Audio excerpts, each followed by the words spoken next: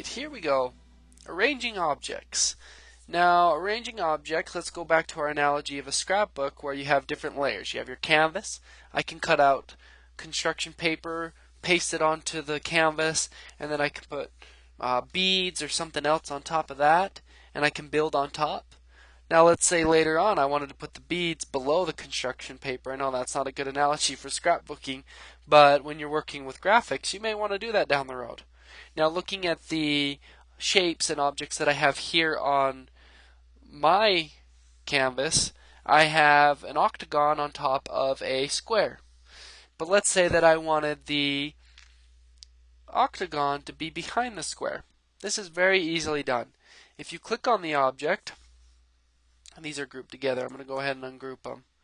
If I click on the octagon and I'm going to right click on it, and I'm going to come down to where it says arrange.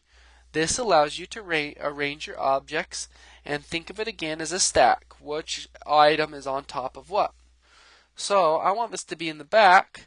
I can either go send backward, which means it would send it back one step, or I could click send to back, which would completely send it to the back. I'm going to go ahead and do send backward because it should do it for me. Okay, I'm going to click off of it. Now the square is on top of the octagon.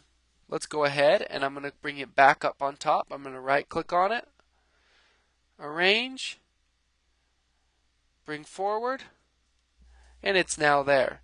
Now I will admit the one I use most often is I will often bring something all the way to the front or all the way backward, and then from there I will move it up or down depending on where it needs to be.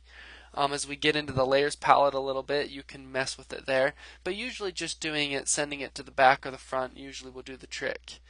So that's arranging objects, very helpful, and play around with it and experiment and see if you can see its application.